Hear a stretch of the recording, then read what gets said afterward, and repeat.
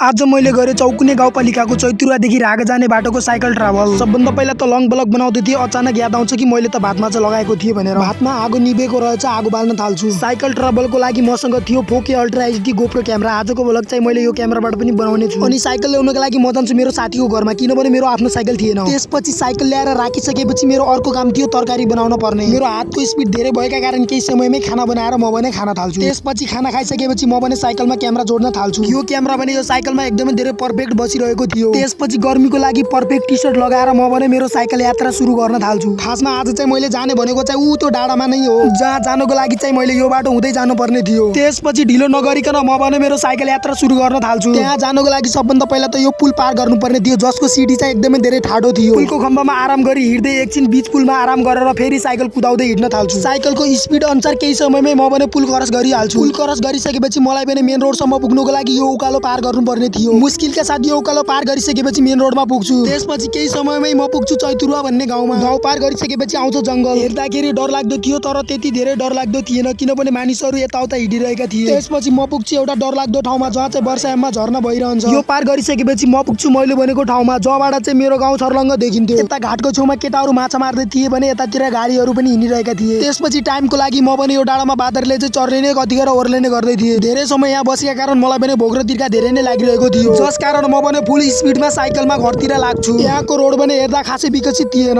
बाटोमा गाडी हिँड्दा एकदमै धेरै धुलो उड्थ्यो। सो केही समयमै यो लङ ब्लक पनि आउँदैछ है गाइज।